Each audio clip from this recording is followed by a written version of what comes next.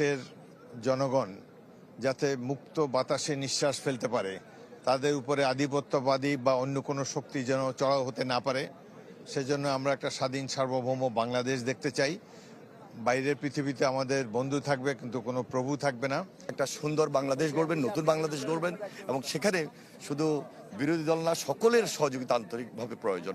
আমি বিশ্বাস করি সবাই এগিয়ে আসবেন দেশের স্বার্থে। মত ভিন্ন থাকতে পারে, কিন্তু দেশের স্বার্থে আমরা সব এক এবং ঐক্যবদ্ধ। মাননীয় প্রধানমন্ত্রী জনাব তারেক রহমানের নেতৃত্বে আমরা সকলকে সাথে নিয়ে, বিরোধী দল মত সকলকে সাথে নিয়ে আমরা একটি নতুন বাংলাদেশ জনগণের জন্য গড়ব, সেটাই আমাদের প্রত্যাশা। গ্লোবাল ভিলেজে কম্পিট করার মতো এডুকেশন আমাদের করতে হবে, আমাদের ডেমোগ্রাফিক ডিভিডেন্টের কথা চিন্তা করতে হবে, আমার ইন্ডাস্ট্রিয়ালাইজেশনের কথা চিন্তা করতে হবে, আমাকে আর্টিফিশিয়াল ইন্টেলিজেন্সের কথা চিন্তা করতে, রোবোটিক্সের কথা চিন্তা করতে, ন্যানো টেকনোলজির কথা চিন্তা করতে, স্কিল ডেভেলপমেন্টের কথা চিন্তা করতে। এবারের ক্যাবিনেট একটা ব্যতিক্রমধর্মী, ইয়ং ওল্ড অভিজ্ঞতা সম্পন্ন সবাইকে নিয়ে। এবারে প্রধানমন্ত্রী অলসো অভিজ্ঞতা সম্পন্ন।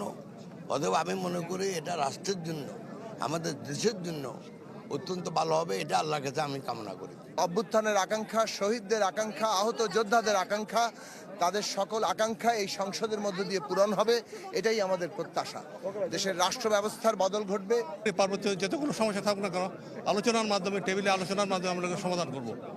আমি আশাবাদী নতুন রাষ্ট্র করার পথে সেই সরকার সেই পদক্ষেপ গ্রহণ করবে। প্রথমে আল্লাহ শুকরিয়া আদায় করার মতো কোনো ক্ষমতার যোগ্যতা নাই। আল্লাহ যে এই অবস্থা আমাদেরকে দান করেছে, সবচেয়ে বড় জিনিস হলো তারেক রহমান সাহেবের নেতৃত্বে আমরা দেশকে একটা সুন্দরভাবে গড়ে তোলাটাই আমাদের সবচেয়ে বড় ইচ্ছা।